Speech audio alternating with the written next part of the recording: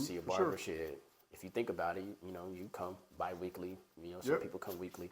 So you might see your barber 2 to 4 times a month.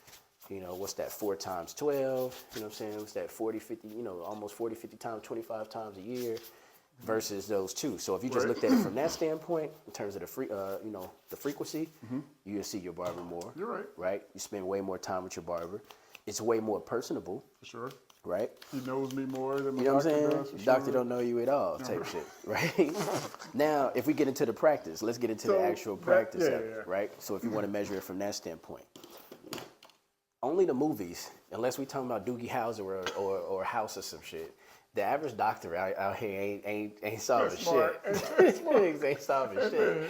That's not what they doing. What the fuck you mean? Like, when the last time you been somewhere where they like, I know exactly what that is. Based on the calculations, fuck out of here. Them niggas they quick to give you a prescription. That's their job. The motherfucker put you on the dope and make sure that you taking your meds.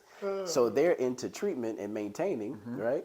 And we're into, you know, we don't necessarily have to treat, but in terms of what the value is that we bring from that standpoint, it's kind of, it may not be apples and apples and oranges in terms of that, right? So when you start thinking about, okay, well, what's the diagnosis with things? I mean, again, you only see them if there is a problem, and then in terms of them solving the problem, that's not necessarily what happens. They just kind of bullshit you around with the problem. You go in there, you fucked up, and they don't make you feel better. They on some well, based on this, that means that it could be this. Here, take that, see what happens. Take one of these, see what happens. Did I get it? Oh, okay, that worked. All right, good, cool. Call me back. But your barber though is different.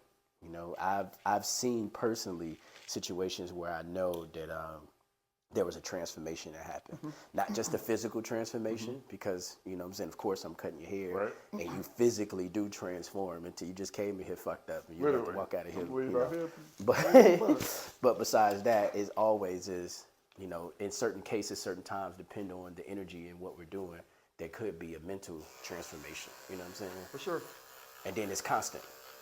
You know, you know, people bring those issues, and we do that every week. We do that constant, even outside of here. You know, people call me all the time, and I'm available. So that's big for me. It's way more personable. So when I look at it again, when I kind of try to quantify this stuff and lay it on the table and say, okay, who is more valuable? You know, I would say a barber.